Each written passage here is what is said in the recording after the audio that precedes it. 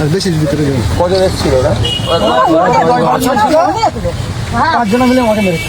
আমার এই ভাঙাতে আমি ইতি বাস করে এই ঠান্ডার সময় আর ওই আমরা যাচ্ছিলাম দেখছি আর দেখছি যাবার সময় মনে করেছে একদম ঘরে পান্নাতে আমার দুটো বৌমা, এই একটা আর ওই বিচ্ছুর ভাই মা হলো আমার বড় বৌমা। এখন ওই বাড়ি ওইরকম হচ্ছে বলে গিয়েছে বলে ওখানেই ধরে ওখানেই ধরে মেরেছে। আমাদের ওখানে মারতে মারতে আমাকে এই লাগা দিয়ে এই লাগাতে লেগেছে এই রাস্তায় আমার এই রাস্তায় দেখি আর আমার ওই ওর ঘুরো বাপের বাড়িতে কটা কমপ্লেন করেছো?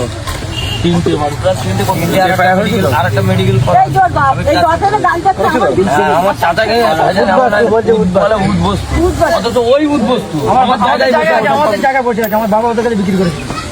এই বুড়ো লোকের বাচ্চা করতে একটু রাতে পারি না একটু ফাঁকা মেরে দেবো এই বুড়ো লোকের বাপ আমার এই বিচার তোমার কাছে চাই আর একটা মেডিকেল করেছে মহিলাটা। ওরা আমার উনি বউ আমার ঘর দরের অবস্থাটা বল যে ধরনের এ হচ্ছে, আমাদের ছেলেপুলেরা যারা আছে হয়তো বোমগুলি পিস্তল না থাকলেও আমাদের লোক জনবল অনেক বেশি আছে। দল বেঁধে গিয়ে তুলে নিয়ে এসে পিটাবার মতো লোক আমাদের আছে। এরা প্রস্তুতি নিয়ে নিয়েছিল, কিন্তু আমরা বারণ করে দিয়েছি আমরা হিংসায় যাব না। কিন্তু কতদিন ধরে এই ধরনের চলবে? এটার একটা বন্ধ হওয়া দরকার। এটা আর না। আমরা পুলিশের দ্বারস্থ হয়েছি, পুলিশের কাছে অভিযোগ করেছি। পুলিশের পক্ষ থেকে সদার্থক ভূমিকা না নিলে আমরা আইনের মাধ্যমে পরের স্তর আমরা কোর্টে যাব। কোর্ট থেকে যে ধরনের হামলা চালিয়েছে, নারী পুরুষ নির্বিশেষে সবাই আক্রান্ত, মহিলাদের মেরে মুখ ফুক ফাটিয়ে দিয়েছে, শ্লীলতাহানি করেছে। শুধু তাই নয়, আমি এখানে গেলাম আমাদের যে এখানে মানে বাবলুর মায়ের এবং আমাদের হাফি ভাইয়ের স্ত্রী বাড়িতে একটা ছোট্ট শিশু আছে, এই 10-15 দিন 1.5 মাসের একটা ছোট্ট শিশু আছে। মোহর বোমাবাজি হয়েছে। ছেলেগুলো বাড়িতে একাধিক বাচ্চা আছে, মহিলা আছে। প্রশাসন যদি মনে করে যে এটা চলতে থাকবে, আইএসএফ এগুলো চুপ করে মেনে নেবে, এগুলো ভুল হচ্ছে। প্রশাসনকে আমরা সম্মান দিই, আমরা দেখব প্রশাসন কি ব্যবস্থা গ্রহণ করছে। অন্যথায় কিন্তু আমরা গণতান্ত্রিক প্রক্রিয়ায় দ্বিতীয় যে ব্যবস্থা গ্রহণের দরকার সেটাতে আমরা হাঁটবো। মারতে মারতে কথাও বলেছে যে অভিষেক ব্যানার্জি নাকি তাদের বলে দিয়েছে, কথা বলেছে। তাহলে এর দায়িত্বভার তাহলে কি অভিষেক ব্যানার্জি নেবেন? নিশ্চিতভাবে অভিষেক বাবুর কাছে ভিডিওটা পৌঁছাবে। যদি এই ধরনের কর্মকাণ্ড আগামী দিনে করে, তাহলে কিন্তু এর জবাব আমরা নিশ্চিতভাবে কোন কোন ভাষায় দিতে হয় গণতান্ত্রিক প্রক্রিয়াতে আমরা কিন্তু ভালো জানি, আমরা কিন্তু দিয়ে দেবো, এটা বলে রাখছি। অভিষেক বাবু, আপনি ভাঙড়কে উদ্ধার করতে চাইছেন, তাহলে কি তার নমুনা এটা? আমি অভিষেক বাবুর কাছে প্রশ্ন করতে চাই যে আপনি মুখে গণতন্ত্রের বুলি আওড়াচ্ছেন, নির্বাচন কমিশনের ওখানে গিয়ে গণতন্ত্রের পাঠ পড়াচ্ছেন, আর আপনার নাম নিয়ে ভাঙড়ে মহিলাদের উপর আক্রমণ চালাচ্ছে, শিশুরাও আপনাদের দলের কুলাঙ্গারগুলোর অত্যাচারের শিকার হচ্ছে। আপনি যদি চুপ করে এটাকে মেনে নেন, তাহলে কিন্তু আপনি যে কথা গণতন্ত্রের বুলি আওড়ান দ্বিতীয়বার এগুলো বলবেন না। আপনি মানে নেবেন কি নেবেন না সেটা আপনার ব্যাপার, আপনার রুচি কোনটা সেটা আপনি পরিচয় দেবেন। কিন্তু আপনার নাম নিয়ে, অভিষেক বাবুর নাম নিয়ে এখানে হামলা চালিয়েছে। এবার অভিষেক বাবু এই বিষয়টা কি করছে সেটা দেখার বিষয়। উনি না দলের এই কুলঙ্গারগুলোর ব্যবস্থা কি নেবে না নেবে, শওকত মোল্লার নির্দেশে হামলা চালিয়েছে। শওকত মোল্লার বিরুদ্ধে কি ব্যবস্থা নেবে না নেবে জানি না, কিন্তু যাদের নেতৃত্বে হামলা চলেছে তাদের বিরুদ্ধে আমরা ব্যবস্থা গ্রহণ করব আইনত। আজকে পুলিশ ডেকেছে আমাদের নেতৃত্বদেরকে, তারা যাবে, কথা বলবে। যদি পুলিশ সদার্থক ভূমিকা না নেয়, আমরা মারের বদলা মারেতে আমি বিশ্বাসী নয়, আমরা আইনের দ্বারস্থ হব। এর পরবর্তী পদক্ষেপ যেটা নেওয়া সেটা নেবো, এইরকম ভাবে মানবো না। ইতিপূর্বে হয়েছে, দেখছিলাম একটা বাচ্চা যার এখন 2.5 থেকে 3 মাস বয়স, সে যখন 1 মাসে ছিল কি আপনার 10 দিনের ছিল, তখন বোমাবাজি করেছিল। এত বোমা আসছে কোথা থেকে? ভাঙড়কে কলকাতা পুলিশের আন্ডারে করা হয়েছে মমতা ব্যানার্জি কি এই বোমা চাষ করানোর জন্য, না বোমা মুক্ত করার জন্য? তৃণমূলের নেতাদের হাতে বোমাগুলো আসছে কোথা থেকে? ভাঙড় পুলিশ কি করছে, কলকাতা পুলিশ কি করছে, মমতা ব্যানার্জি পুলিশ কি করছে? এই প্রশ্ন কিন্তু থেকে যাচ্ছে। কিছু হলে প্রশাসনকে কিন্তু এর জবাবটা দিতে হবে। তাই আমি আবারও রিপিট করছি, কেউ যদি মনে করে ওই অভিষেক ব্যানার্জি বলে দিয়েছেন বা তার কথা শুনে এই ধরনের নোংরামি করবেন, এতটুকু শুধু বলতে চাই, সবের একটা শেষ আছে, সবের একটা শেষ আছে। আজকে যে নিচে আছে কালকে এসে উপরে উঠবেই, সময়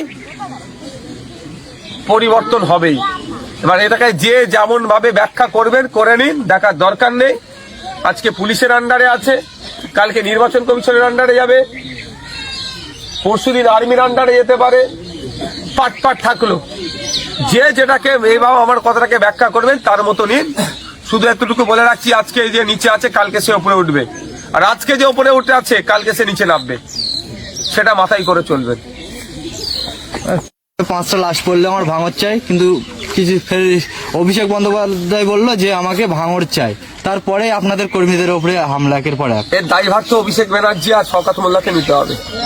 নিজেদের পরের দলের কর্মী খুন হয়ে গেল, আবার তাদের দলের কর্মীরাই গ্রেপ্তার হলো, আবার তারাও জামিনে ঘুরছে। এই হিংসা চালিয়ে কি ভাবছে এরকম হিংসা দিয়ে ভাঙড়কে উদ্ধার করবে? অত সহজ নয়। ভাঙড়ের মানুষের মন পেতে গেলে ভালোবাসা দিতে হবে, যেটা দিতে ওরা।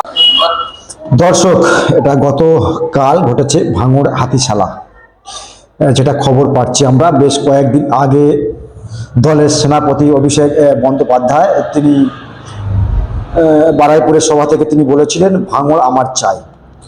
আর তারপরে আইএসএফের ছেলেদেরকে দেখে রাস্তায় গাড়ি থেকে নামিয়ে বেধড়ক মারধর করা হচ্ছে এবং বাড়িতে বোমাবাজি করা হয়েছে। কারা করেছে? তৃণমূলের গুন্ডা বাহিনী। এমনটা নওশাদ সিদ্দিকী সাহেব তিনি আজকের সেই যারা আক্রান্ত হয়েছে আর কি, তাদের বাড়িতে গিয়েছে। এমনকি মহিলাদেরও ছাড় দেওয়া হয়নি, মহিলাদেরকে ছাড় দেওয়া হয়নি, বিরাট মারধর করা হয়েছে এবং বাড়িতে বোমাবাজির অভিযোগ যেটা আসছে। শওকত মোল্লার দল বা অভিষেক বন্দ্যোপাধ্যায়ের পিসির দল তৃণমূল কংগ্রেস, তো তিনি বলছেন বারাইপুরটা আমার চাই, আমাদের চাই। আর যদি শওকত সাহেব তিনি বলছেন আমাদেরও বারাইপুরটা চাই, মানে বারাইপুর থেকে তিনি বলছেন আর কি ভাঙড়টা আমাদেরকে চাই। মানে আমি বলছি দর্শক, ভাঙড় গণতন্ত্রের পক্ষে ভাঙড়ের মানুষ যাকে ভোট দেবে তারা ক্ষমতায় আসবে, সেটা আলাদা দিক একটা রয়েছে। আমরা বলছি এভাবে বোমা দিয়ে মানুষকে মারধর করে, আমি দেখছিলাম বাড়িতে সব বাচ্চা শিশুরা রয়েছে, থাকা সত্ত্বেও তাদেরকে তার উপরে বোমাবাজি করা হয়েছে। যদিও কয়েকজন আক্রান্ত হয়েছে, সেভাবে বড় বড় মিডিয়া তো এগুলো দেখায় না। এই সমস্ত সত্য খবরগুলো, ছোট খবরগুলো আমরাই করি, তাই আমাদেরকে বারবার সব দেখে টেকে দেয় আর কি শাসকের পক্ষ থেকে। তো এটা গতকাল ঘটেছে, বড় বড় মিডিয়া তো চাটুকারি মিডিয়া সেখানে গিয়ে খবর করে না। তো দর্শক, গতকাল এই ঘটনাগুলো ঘটেছিল ভাঙড় হাতিশালা 6 লাইনে, ওই জায়গাটায় আর কি, যেটা অভিযোগ আসছে।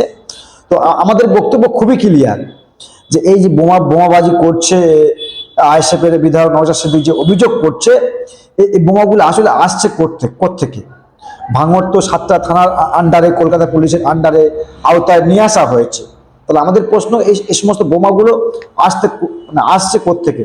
আমরা কি সেটা বলতে পারি কালীঘাট থেকে এই বোমাগুলো পাচার হচ্ছে?